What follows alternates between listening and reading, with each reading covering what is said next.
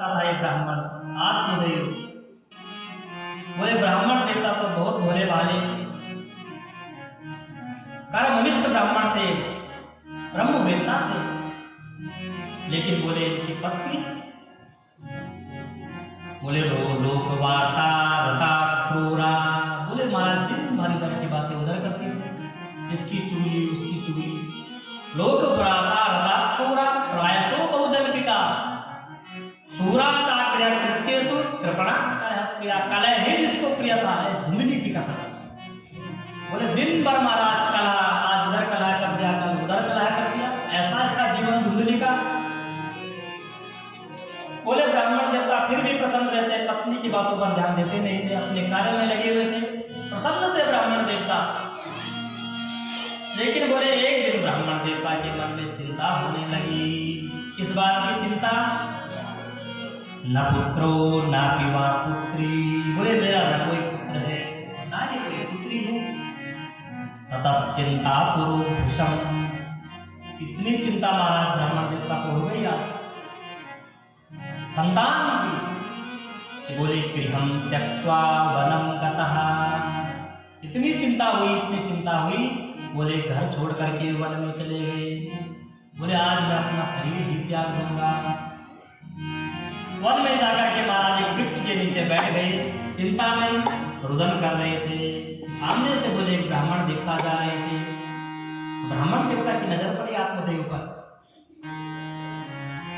और जैसे ही आत्मदेवता को ब्राह्मण देवता ने देखा, आकर के पूछ लिया ब्राह्मण ने।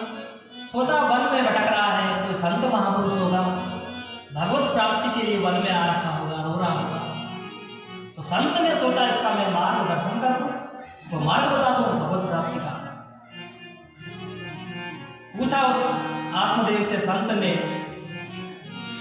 कथम क्रोधिसे विप्रत्वं काते चिंता बलीयसी वदत्वं सत्वरं मह्यं सस्व दुःखस्य कारणम्। बोले हे ब्राह्मण देवता क्यों रो रहे हो, कौन सी चिंता आपको सता रही है भाई?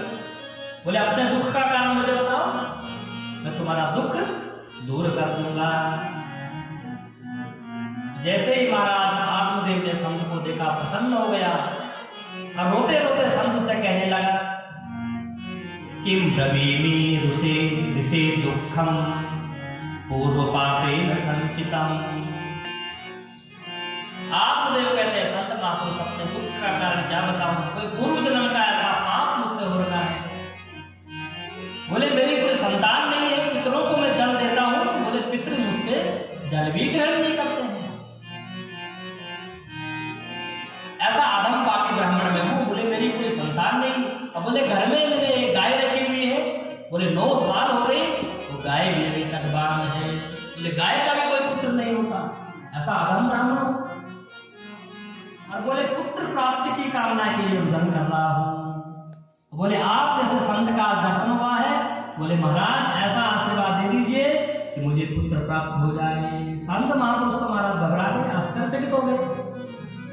बोले मुझे लगा था भगवान को प्राप्त करने के लिए बैठा होगा, लेकिन ये तो संसारिक कामना है, ये तो पुत्र की कामना कर रहा है। तो संत महापुरुष ने पहले समझाने की कोशिश करी, आत्मदेव को समझाया पहले। आत्मदेव देखो, मुंचा ज्ञानम प्रजारूपम बलिष्ठो कर्मणो गति विवेकम तो समासाद्या त्यज संसार वासनम।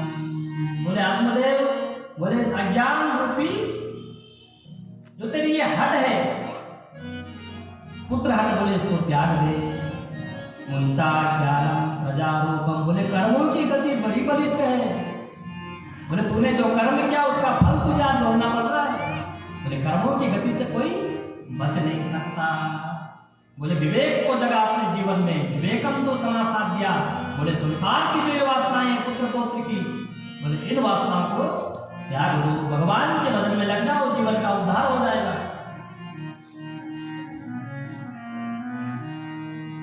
बोले महाराज पुत्र होने के बाद ही तुम्हें सुख प्राप्त होगा, इस बात की कितनी गारंटी है? बोले जरूरी नहीं कि पुत्र हो जाए और जीवन में सुख प्राप्त हो जाए, ऐसा संभव नहीं है। कि सबको सुख मिल रहा हो। बोले आत्मदेव तो एक जन्म की बात कर रहा है, एक जन्म में तू बोल रहा है कि पुत्र हो जाए। बोले मैंने तेरी मस्तक की रेखा पढ़ ली, सप्त जन्मा वरिता वो पुत्रो नहीं बचा। बोले तेरी भाग्य की रेखा बता रही है कि 7 जन्म तक भी तुझे संतान का सुख प्राप्त नहीं होगा, फिर इस जन्म की तो बात करता है। आत्मदेव तो महाराज और रुदन करने लगा, संतों के चरणों में लेट गया। बोले महाराज एक जन्म का दुख लेकर के मैं रो रहा था, इस जन्म में मुझे संतान मिल जाए, लेकिन तुमने 7 जन्म का दुख और सुना दिया। गृहस्था सरसोलो के पुत्र पौत्र समन्विता। बोले पुत्र पौत्रादिकों से संबंधित जो गृहस्थ है, बोले उसकी कुछ बात ही कुछ हो रहे। बोले यदि अब आपने मुझे पुत्र नहीं दिया, संतों की महिमा आत्मदेव जानते थे, तो बोले अभी तुम्हारे सामने मैं अपना मस्तक इस पत्थर पर पटक के मर जाऊंगा।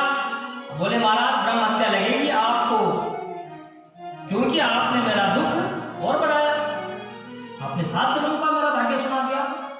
आप तो महाराज संत भी डर गया, क्या किया जाए, ब्राह्मण देवता तो पीछे ही पड़ गए।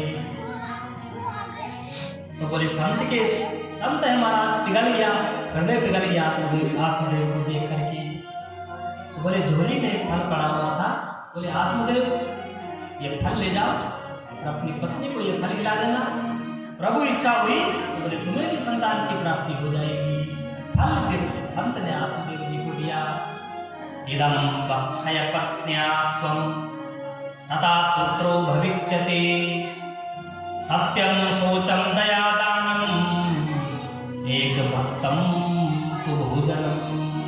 बोले अपनी पत्नी को खिलाना, बोले कुछ नियम भी करने पड़ेंगे। बोले सत्यम शोचम, सत्य बोलना पड़ेगा, शुद्धता से रहना पड़ेगा,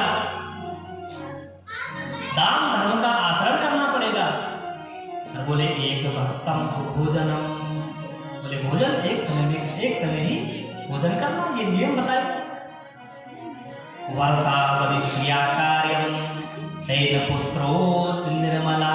बोले 1 वर्ष की अवधि तक यदि तेरी स्त्री इस व्रत का पालन करेगी, नियमों का आचरण करेगी, तो बोले तुझे भी सुंदर पुत्र प्राप्त हो जाएगा। ऐसा कहकर महाराज संत तो चले गए आशीर्वाद देकर के। आत्मदेव पंडित बड़े प्रसन्न हो गए महाराज, संत का दिया हुआ प्रसाद लेकर के प्रसन्नता से घर आए। अपनी पत्नी को वो फल दिया कि महारानी तेरे लिए फल लाया हूं, इस फल को खाना। संतों ने मुझे यह फल दिया कि महाराज फल, बोले हाँ संत ने ये फल दिया और कहा कि अपनी पत्नी को ये फल खिलाना, इससे तुम्हारी यहाँ सुंदर संतान उत्पन्न होगी। जैसे ही महाराज धुंधली ने सुना, धुंधली की तो खोपड़ी चकरा गई, वैसे नाम उसका धुंधली। बोले महाराज पंडित जी ठीक है, मैं ये फल अवश्य खाऊंगी, अभी तो मैं रख देती हूँ, स्नान करेंगे। बोले उसके बाद संत का दिया हुआ फल है, मैंने स्नान वगैरह नहीं किया, स्नान पूजन करके बोले तब मैं इस फल को खाऊंगी। पंडित जी को बेवकूफ बना दिया। पंडित जी तो बेचारे अपने काम पर चले गए, लेकिन महाराज धुंधली फल को रख करके सोचने लगी। फल भक्षेण गर्भस्यात् गर्भेणोदरवृद्धिता स्वल्प भक्ष्यं ततो शक्तिर्गृह कार्यं कथम भवेत्। अब देखो महाराज इसकी बुद्धि। बोले यदि मैं फल खाऊंगी, पहले तो फल खाने से संतान होती ही नहीं, यदि मैंने खा भी दी और फल खाने से मेरे गर्भ में संतान आ भी गई, तो बोले गर्भेणोदरवृद्धिता, बोले गर्भ में यदि बालक आ गया तो मेरा पेट बढ़ जाएगा। और स्वल्प भक्षम, एक समय भोजन करने को बोला है संत ने, तो बोले ततो शक्ति, मेरी शक्ति समाप्त हो जाएगी, तो फिर घर के काम काज सारे ठप हो जाएंगे, मैं घर के काम काज भी नहीं कर पाऊंगी। ऐसे महाराज दिन भर धुंधली यही सोचती रही। देवात घाटी ब्रजेत्रा में उसकी सहेली उसके पास आई, सहेली से कहने लगी बहन क्या करूं, फल खाऊं या ना खाऊं। तो उसकी सहेली ने कहा बहन खा ले, खाने में तो कोई दिक्कत नहीं, फल ही तो है, संतान हो जाए तो बढ़िया, नहीं भी हुई तो फल है, संत का दिया हुआ प्रसाद है। तो अपनी सहेली से भी कुतर्क करने लगी महाराज धुंधली। देवा घाटी ब्रजेत्रा में, बोले बहन खाने को तो मैं खा लूंगी, लेकिन बोले यदि कभी भूकंप आ गया गांव में, देवाति घाती भजेत ग्रामे पलायेत गर्वणी कथम। बोले गर्भवती स्त्री मैंने सुना है भाग नहीं सकती।